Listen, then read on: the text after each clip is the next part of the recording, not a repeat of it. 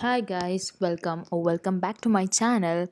Today I'll be telling you guys a detailed syllabus of UPSC CSE, which is Civil Services Examination.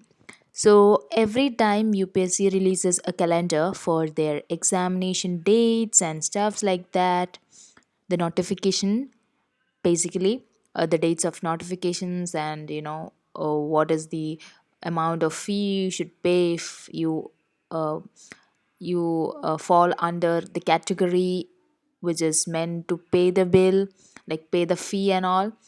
So there are so much of things that you need to know before you apply for this exam.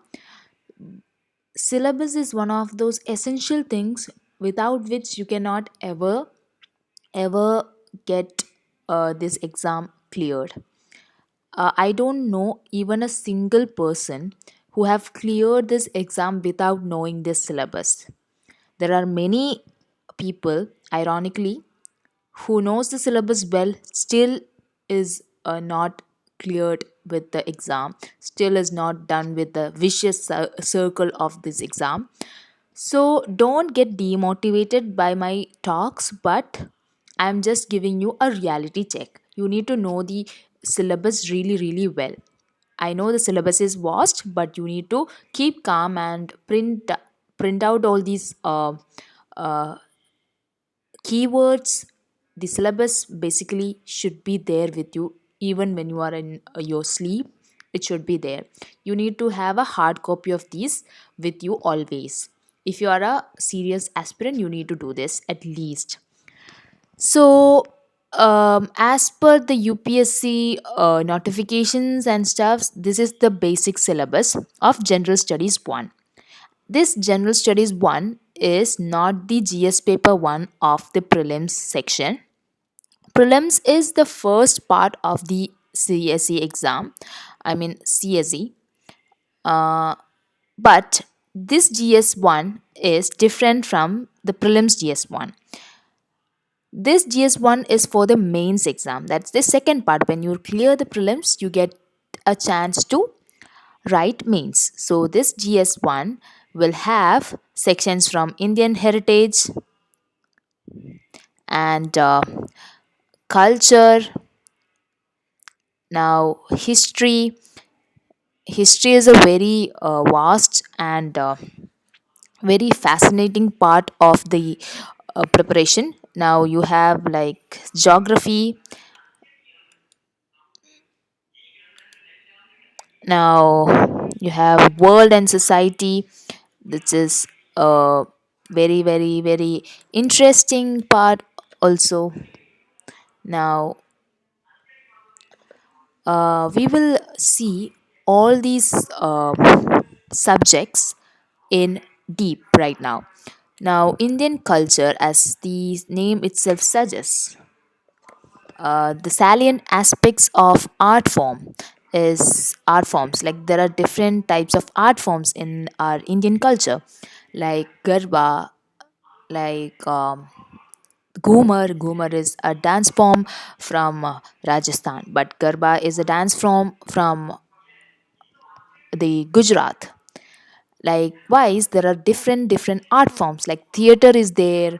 Theater is basically drama, but we cannot tell theater. We cannot describe theater to be drama. But in I'm just giving you the meaning of theater because you may get confused with the theater where we go and watch movies. No, theater means the drama or one act plays and stuffs like that. They are known as theater. Theater forms are there, different kinds of theater forms, and there are puppetry. We all know puppets are used for mm, uh, communicating whatever ideas the artists have in their minds. So literature is another aspect of Indian culture because we have good literature, scripts from ancient to medieval to modern to till now. We have great pieces. We know many laureates, fabulous laureates. like Kalidas, like we know Kabir Das. They are very much good with whatever literature, simple literatures, like every type of literature can be seen from Indian culture. Now, architecture is also an important feature of Indian culture. We know there are Deccani architecture, Deccani Sultanates architecture. Mughal is so famous for their architecture. Now there are architecture of Dravidian style, Mathura style, whatever architecture you have seen right now. You don't know what is behind it. It takes maybe tens of years to make such a masterpiece. So we give so much importance to architecture, so we can see so many masterpieces in our history, especially from medieval times. We can see it. The palaces are so beautiful, we feel it because the architecture they have given so much importance to. Now that's what it is mentioned over here, the architecture from ancient to modern times. Modern means like to now. These days we have modern architectural techniques and methods, so we need to know all that too. The question can come from any part, but basically the Indian culture part is restricted to um, the alt all times, because architecture from all the ages are more important and highlighted. If at all there is question from modern architecture, that would be linked some way or the other to the older architectural um, type or something like that. There will be some link, I believe so. It's the pattern which shows that there is always a link between modern and um, ancient architectural types. Now, the coming to the next main subject, there is modern Indian history. Modern India is basically from the 18th, middle of 18th century until the present. We can say modern Indian history actually starts with the first war of independence, first war of Indian independence, pardon for that, to whatever we are doing right now. To abki baar Modi Sarkar wala, the scene to this date is what we mark as modern Indian history. Now, yeah, that's what it is marked over here, modern Indian history from about the middle of 18th century until the present. So the significant events and personalities and issues which all were there in the period I have mentioned before is what we deal in the modern Indian history part. Hope it is clear to all. Now the next part is the freedom struggle. The freedom struggle is about getting the freedom. There were various stages and important contributors and contributions from different parts of the country. There were many satyagrahas. There were, first of all, there was a concept of non-violence, that is satyagraha, which was given by Gandhi. So there are many personalities, not only eminent personalities which we know, prominent personalities we know. There are many other personalities which we don't even know. They also need to be need to be covered from time to time, because they are also important when it comes to the national freedom struggle. Even the freedom struggle part will give importance to would give importance to the freedom fighters from the state level. If you come from southern area, a certain politicians, certain activists are very famous, so you need to know everything about them. Not only because you're South Indian, you need to know, even if you're North Indian also, you need to know about eminent personalities who are very much related to the freedom struggle, um, all over the India.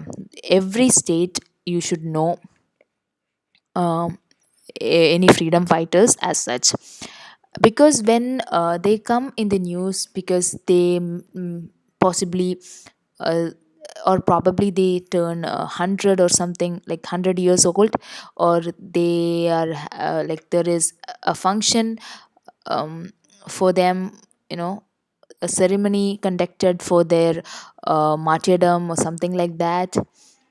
If that is in news, there'll be questions from their contributions or what happened in these stages. There will be questions like that. So the freedom struggle covers all those people who are known and who are not known, but if they have given some contributions to the freedom struggle, you have to cover them. That's what this section says. Now, going to the next section, that is post independence consolidation and reorganization within the country. Post independence is after 1947 when we got independence.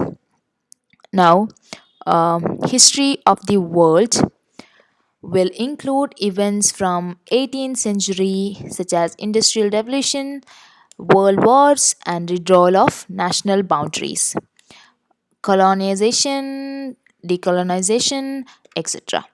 I hope you know what I am talking about.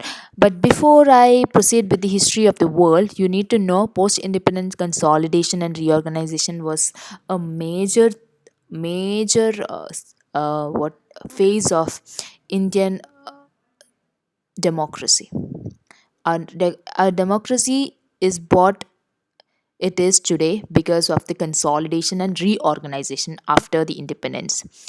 Because before independence, we were so scattered. First thing, we are so diverse with our cultures, with our beliefs, with our um, language, with our everything. We are so diverse. That's why we say unity in diversity. Yet we have to be a country. um, it is very well known that some of the states of our countries are bigger than big countries, like some countries over the globe.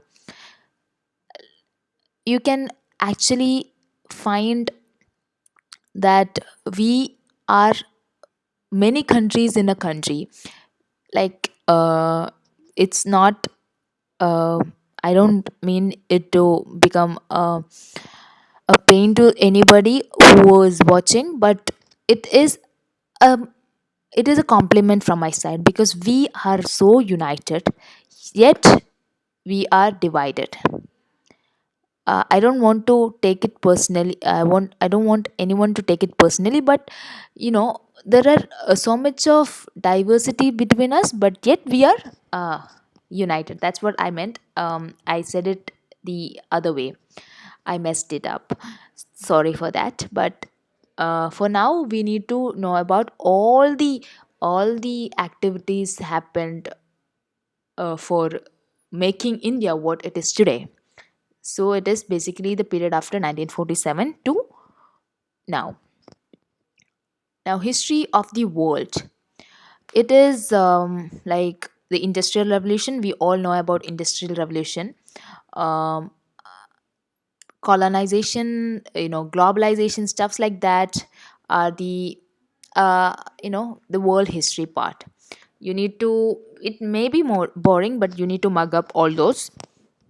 Like right from 18th century, you have to know. Sometimes you need to know from 16th century, you know, French Revolution and stuff like that. You need to know. But important things are like from 18th century onwards, uh, from the industrial revolutions to the world wars and withdrawal of national boundaries, colonization, decolonization, etc., etc. Now, having said that, let's move on to the next part, that is political philosophies like communism, capitalism and socialism. So, what is communism? What is capitalism? And what is socialism? You need to know their forms, effect on the society, how it affected. Socialism was widespread, it is still widespread. Capitalism is also widespread, it is a reality. Now, communism is also another fact. You need to know the definitions. It can be really confusing, because the words seem to be almost identical. You may have confusions between communism and socialism and stuffs like that, but you need to know the exact definitions of them. You need you I What I'm trying to say, you don't need to you know uh, rot learn things. You need to know this is this, and you need to differentiate between these great topics. You need to have a nice differentiation. You need to know about what is going on with these ideologies right now. Like right now, capitalism is in which situation, is going to which limits. Capitalism is growing so much. Now, socialism, what about the situation of socialism in this modern era? Are socialist people as socialist as they were deemed to be? Like their ideology is going somewhere, and they what they are doing now is going somewhere. Do you ever think so? If there is any thoughts like that, you need to comment down below. We can have a discussion on that if you are ready for such discussions. Now, going on to the next point, that's salient features of Indian society, which means that we are a diverse country, as I always said. So there are so much of features which we only have, uh, and we are damn proud of that. Role of women and women's organizations. There are so many women's organizations to keep up the spirit of women, not to let down any women, because there were always certain rituals and stuffs like that. Social evils were there, like sati, which used to be there. So now, mm, child marriage stuffs like that are not there, because we have acted against it. We know that it's wrong, and it's not good for the society. So we do what? We act against it, and there are women's organizations for the purpose of eradicating such social evils which are to the women, which are against women. So that will help them regain some confidence to live in this society. Now, population is a great factor of India. Every other country who wants to have a have a market in India, or have a what is known as capitalism grow in India, needs like any country who needs capitalism to be grown in India, is just because of our population. We have the biggest human capital. We have the largest number of youth all over the world. We have so much of population, and we are trying to control the demographics, but we lose every time because we cannot control the population. And now there are population and associated issues, because it is an issue for us in on many fronts. You need to know all that. Now, poverty and developmental issue, because of our population we have poverty, we can say that, because our the number of people who live in our country is high. There will be poverty because there will be inequality, because we don't have the resources to feed all of them. We don't have the power of giving all of them employment. We don't have the power to give all of them education, so population becomes a problem. That's why we have poverty and developmental issues in India. But a small country, sorry for that, small country like Italy or Japan wouldn't have such problems because they have very low population, yet they have so much of money as such. Urbanization is another factor. We are going to, like, we are always on this venture of being Western. We are inculcating Western values to our education. We give so much of importance to other languages than our mother language. These things are very, very important when it comes to a journalist who wants to clear this exam. They are very important. Even if you don't want to write this exam, you need to have a very basic ideas of basic idea of this these salient features of Indian society, because you are living in a society, so you need to know about that society. Now, their problems and their remedies is like urbanization and their problems and their remedies. That's it. I hope you have understood till now. And the next part is globalization. As I said earlier, globalization is a big, big issue on Indian society. Now, why globalization becomes a problem in Indian society? Because social empowerment, communalism, regionalism, secularism, everything is affected by this. Why globalization affects the,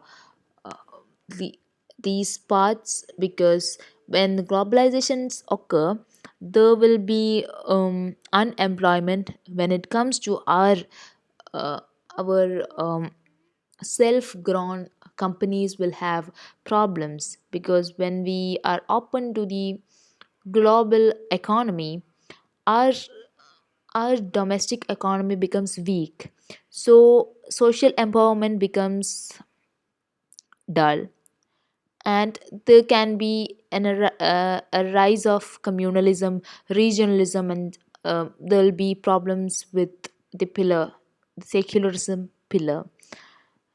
That's what I believe is meant by this part. This is exactly the PDF which UPSC uploads on its site. You can get it from there. Now, the salient features of the salient features of world's physical geography.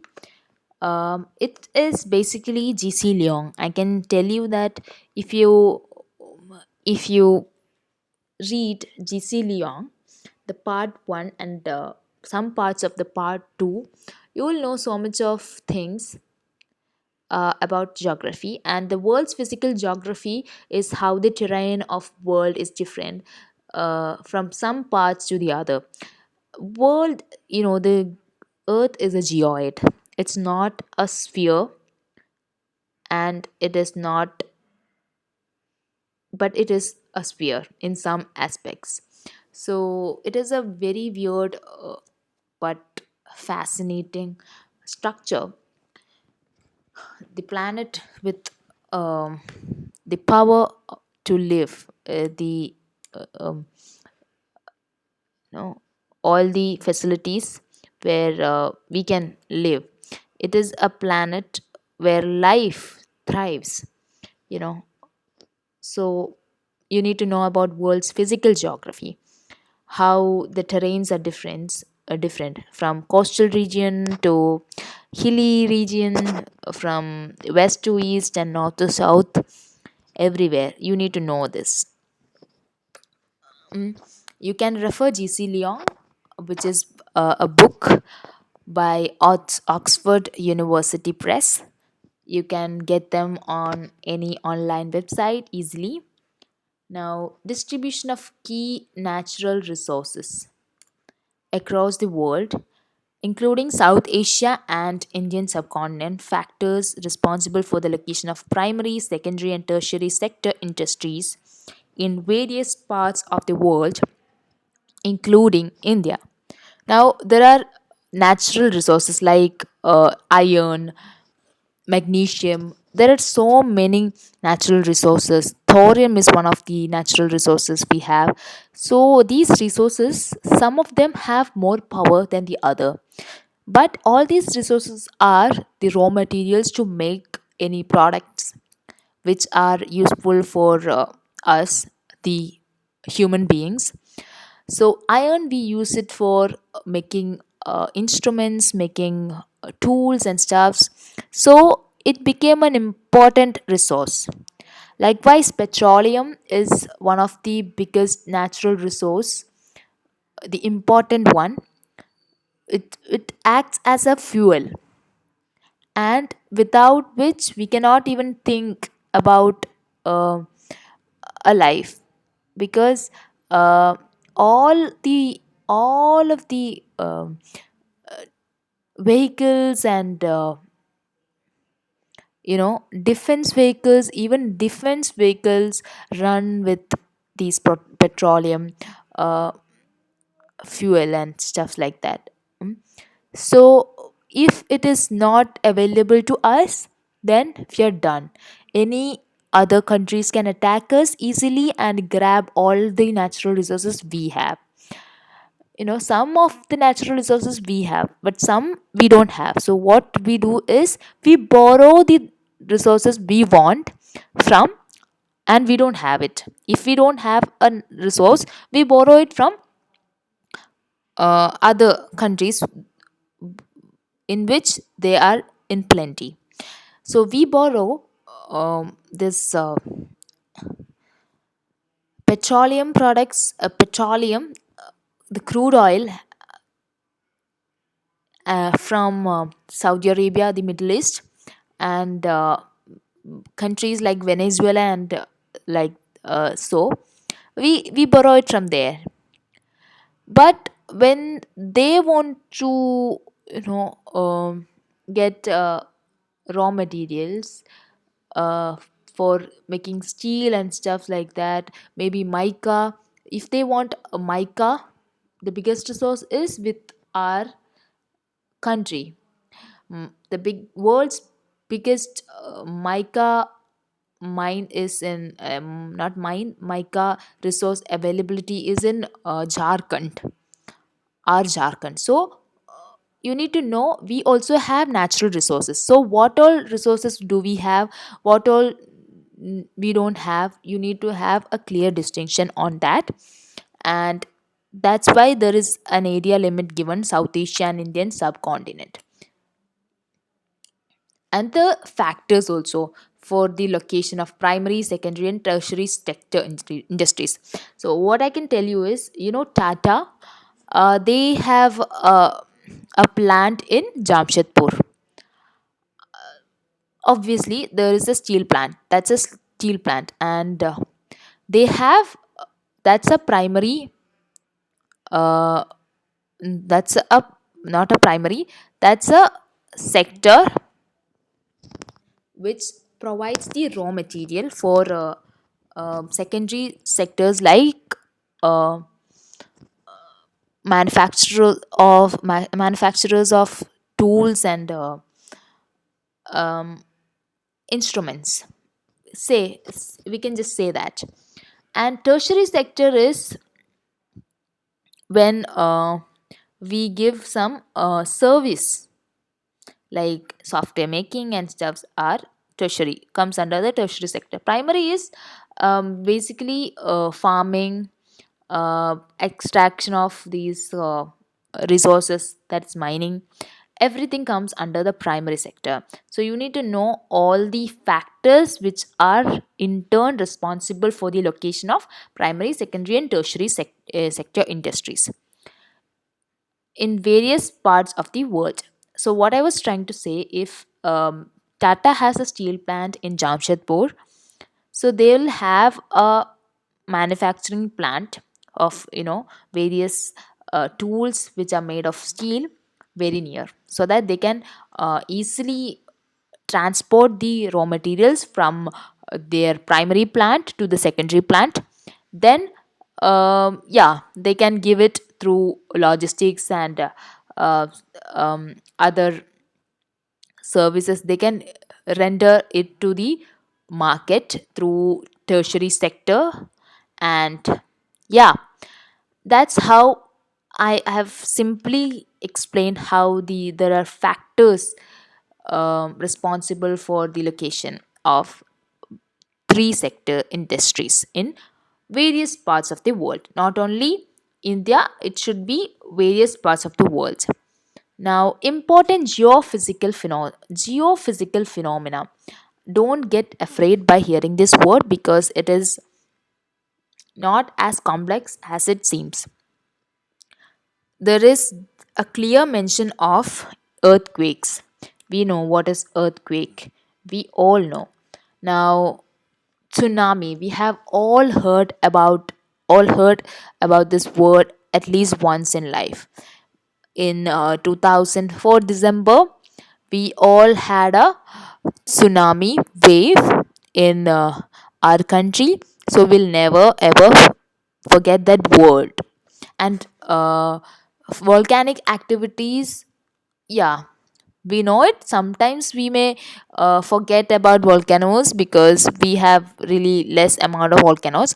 The only active volcano in India is in the barren islands of Andaman and Nicobar Islands. Now, cyclones we know because every now and then we have a cyclone hit in either Arabian Sea or Bay of Bengal.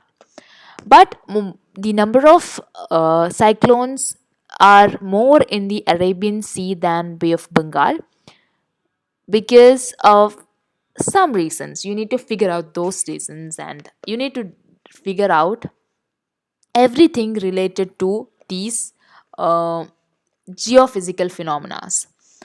That's basically what this part of the syllabus tells us to do.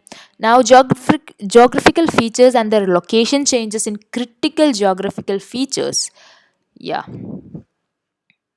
including water bodies and ice caps, and in flora and fauna, and the effects of such changes. So all these geophysical phenomena, how they affect the flora and fauna of a location, of a certain location, and the after effect of such changes, they are given importance in this part of the syllabus. So I hope I have given you the detailed yet simple manner of description of this syllabus, which is given by the UPSC. But there is a even more detailed description of mine, which I have made from my experience with this exam, which I believe everyone should prepare.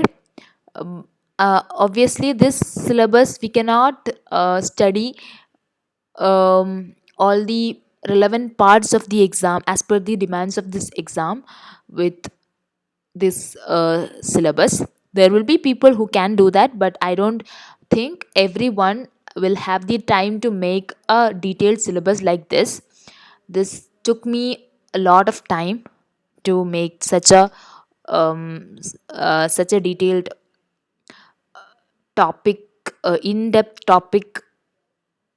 topics for each section which I mentioned, like Indian culture, modern Indian history, freedom struggle. It's very important. Freedom struggle is very important. You can get confused in this section. Now, post independent consolidation and reorganization. Uh, Now, history, the world history is also one.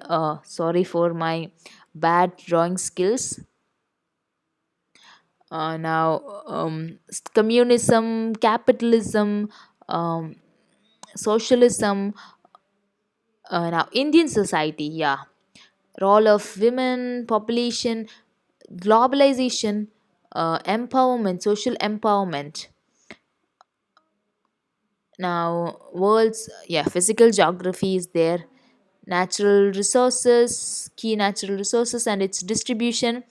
Now, sectors like primary, secondary, and tertiary sector, geophysical phenomena. Sorry about that. Geophysical phenomena, and yeah, everything. I have something for you in detail. I can give you only if you comment down below that you need it, and I can even mail you this PDF if you give me your mail ID in the comment section below. So I have all the papers, syllabus in detail.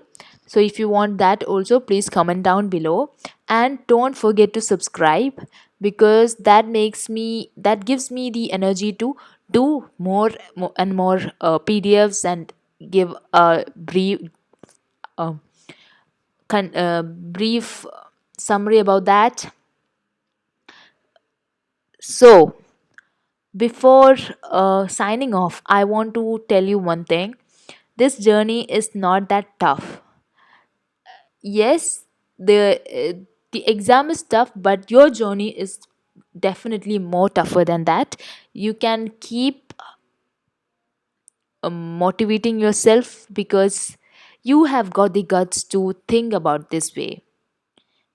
Think To think this way is so unique, because you are like one in a million, like one in a uh, million people who actually thinks for the society. The other people just, I'm not offending anyone, but they are probably the people who just limit their life to a smaller circle. You don't have limits. You want to be useful to your society, you want to be useful to your country, you want to do something for for others.